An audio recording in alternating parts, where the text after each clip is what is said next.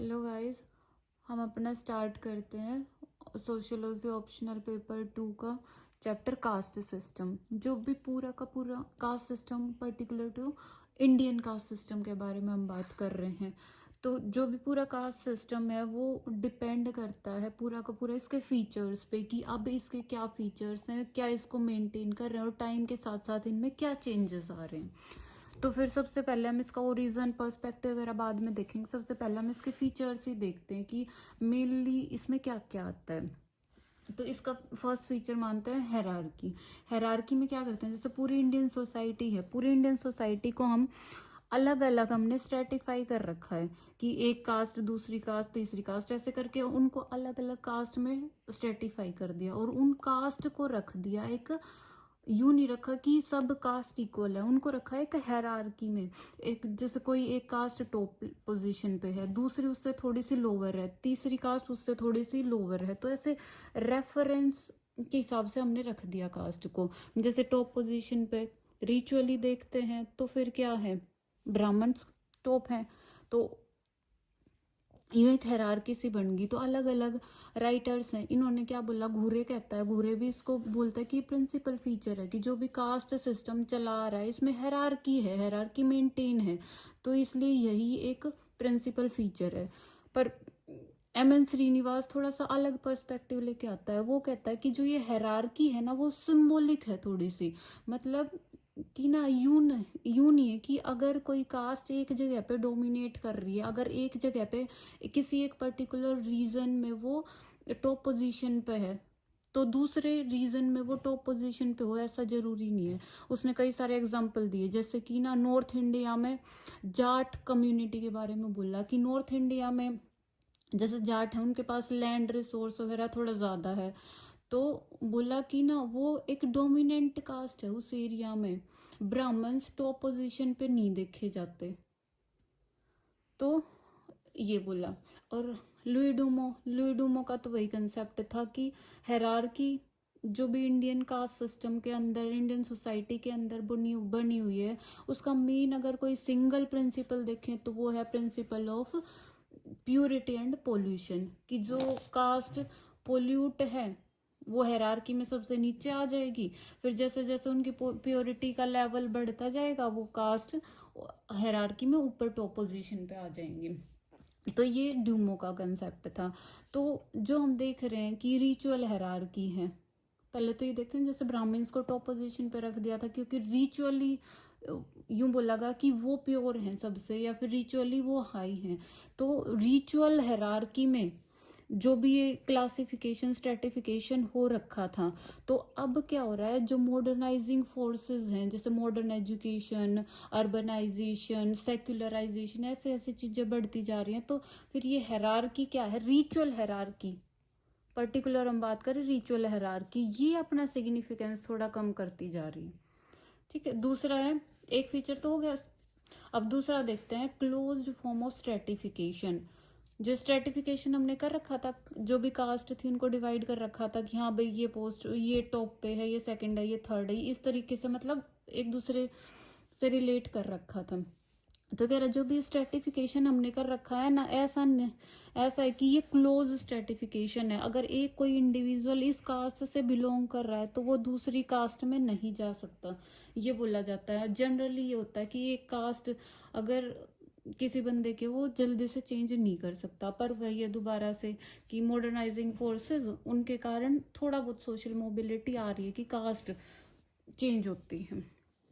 अब आता है close caste based division of labour. ये इसका एक और फीचर है कि जो भी डिवीजन ऑफ लेबर हो रखा है ना वो कास्ट के बेस पे हो रखा है। इन पास्ट क्या होता था कि ऑक्यूपेशन को जो भी ग्रेड करा जाता था ना वो करा जाता था on the basis of principle of pollution and purity, कि सबसे प्योर कास्ट वही, जैसे मान लो ब्राह्मण्स, तो उनको सबसे प्योर टास्क दे दी, और जो पोल्यूटेड कास्ट मानी जाती थी उनको कोई polluted task they the. For example जैसे ब्राह्मण्स को कह दिया कि सबसे प्योर टास्क कि प्रीचिंग, टीचिंग, ये सब काम उनके हैं, और जो पोल्यूटेड, मोस्ट पोल्यूटेड कास्ट थी तो उनको काम दिए गए जैसे स्कैवेंजिंग वगैरह। पर धीरे धीरे क्या हो रहा है कि अलग अलग इंडिविजुअल अपनी फ्री विल से अपने अकॉर्डिंग अपना प्रोफेशन चूज कर सकते हैं, अपनी स्किल के बेस पे, अपनी मॉडर्न एजुकेशन के बेस पे। तो ये फीचर थोड़ा थोड़ा सा कम होता जा रहा है कि कास्ट के बेस पे ही डिवीजन ऑफ लेबर डिसाइड होगा।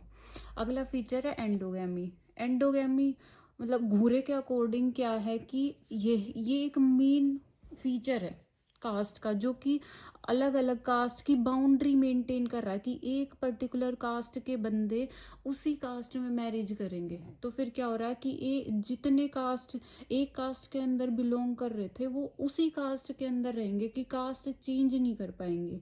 तो एक घूरे का पर्सपेक्टिव है कि बाउंड्री मेंटेन इसकी वजह से हो रही है। अगला है फीडिंग एंड सोशल रिस्ट्रिक्शंस होती हैं कास्ट के अंदर, कि लोअर क्लास के जो भी हैं उनको बोल दिया जाता है, उनके ऊपर कुछ रिस्ट्रिक्शन होती हैं कि तुम हायर क्लास के साथ खाना नहीं खा सकते, या फिर अदर सोशल रिस्ट्रिक्शंस होती हैं।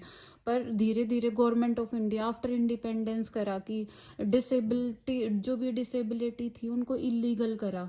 जो भी लोअर कास्ट के ऊपर डिसेबिलिटी थी कि ये काम कर, तुम ये काम नहीं कर सकते, ये काम कर सकते हो, तो उन सबको इलीगल बोला और कॉन्स्टिट्यूशन में भी इसके अकॉर्डिंग कई सारे प्रोविजंस डाल दिए।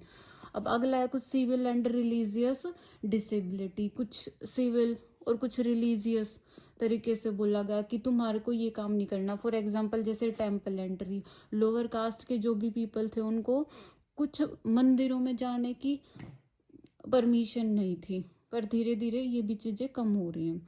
आगे है सोशल मोबिलिटी, कि ना एक कास्ट से दूसरी कास्ट में जाना कि कितना इजी है या नहीं है।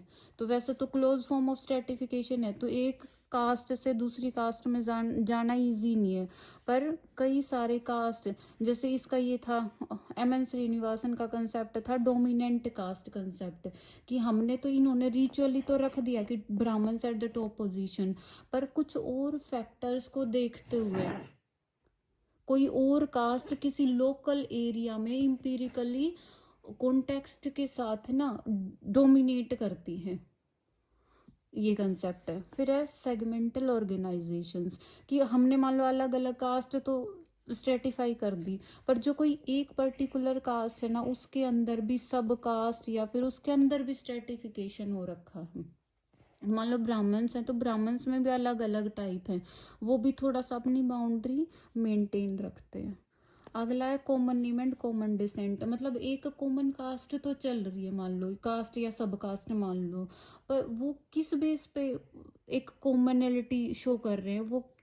वो मानते हैं कि ना हमारा जो भी अपना वो ओरिजिन ट्रेस करते हैं ना, वो किसी एक कॉमन पर्सनैलिटी से करते हैं। वो पर्सनैलिटी हो सकती है कि रियल हो कई जनरेशन पीछे, या फिर माइथोलॉजिकल हो सकती है।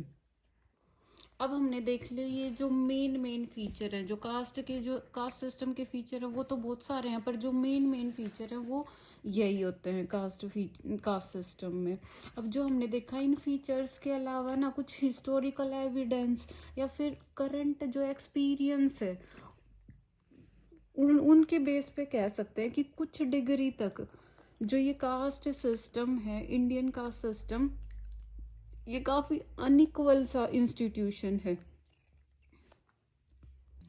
ओवर द पीरियड क्या होता जा रहा है कि जो भी हमने ये कास्ट सिस्टम के फीचर देखे ये थोड़े डाइल्यूट हो रहे हैं। डाइल्यूट किस रीजन से हो रहे हैं कि अर्बनाइजेशन बढ़ रहा है, क्योंकि रूरल एरिया में कास्ट सिस्टम को थोड़ा सा ज़्यादा माना जाता है और अर्बन एरिया में थोड़ा सा इसकी सिग्निफिकेंस कम है। तो जैसे जैसे अर्बनाइजेशन बढ़ेगा तो फिर कास्ट सिस्टम है जो कास्ट की इम्पोर्टेंस वो थोड़ी कम होएगी, तो जो भी टिपिकल फीचर है वो डाइल्यूट होंगे। तो अर्बनाइजेशन, सेक्युलराइजेशन बढ़ता जा रहा है। जैसे मान लो वर्क को पहले पोल्यूशन और प्योरिटी के बेस पे डिफाइन कर दिया था कि ना टॉप क्लास ब्राह्मण है तो ये टीचिंग करेगी, प्रीचिंग करेगी, तो इस तरीके से। पर अब मॉडर्न एजुकेशन के बेस पे हम क्या कर सकते हैं, अपनी स्किल के बेस पे क्या कर सकते हैं कि अपनी विल के अकॉर्डिंग अपना प्रोफेशन चूज कर सकते हैं। और क्या होता जा रहा है, मॉडर्नाइजेशन बढ़ता जा रहा है, तो इन सब फीचर के कारण जो भी टिपिकल फीचर हैं कास्ट के वो सब डाइल्यूट होते जा रहे हैं।